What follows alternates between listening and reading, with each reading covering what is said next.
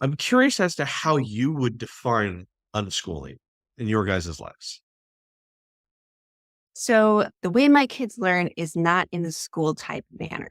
So it's not unlearning, like they are learning plenty. They are exposed to so much. And when they see something they want to know more about, we find ways to make that happen. And sometimes that's through an online class. Sometimes it is through visiting a place in person. Sometimes it's through purchasing workbooks off of Amazon and working through coursework. That's what my oldest child did so that he could graduate from high school. He needed to have those math credits. So I think we polished off 3 years of math in about 3.5 or 4 months. When you're motivated and you want to do it, it's really easy to learn it.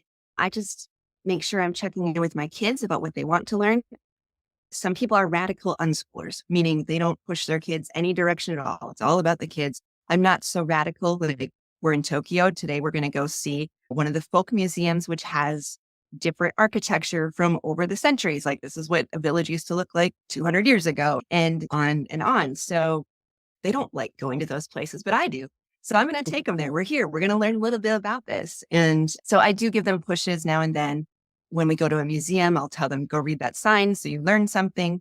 But again, it's not like a big, I'm going to give you a test on this when you come out of here. I just want you to go and just know a little bit about it so you can appreciate it more than just looking at it. So that's sort of how we run our schooling. And again, we're all over the world. So we see what society feels like in different areas. We see old communist areas that are now rebuilding. It's just places that have been hit by earthquakes or have been through war. And you can see how that's affected that area and how business is coming up again or maybe not. And it's just those sorts of circumstances really put you into a different learning perspective. So you could read about it as much as you want, but when you're there seeing it in person, it's a lot different.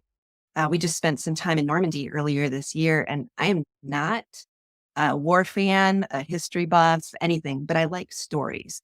And when we were there on the D-Day beaches and could see like how precarious that whole thing was, and here's the one bridge, if they had not captured this bridge, it could have just completely fallen apart.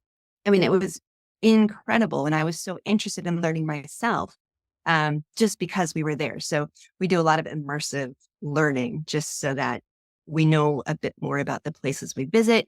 And then the kids can take that experience and do whatever they want with it. You know, tuck it away for later if they want to, or really interact with it and learn more about it on the spot.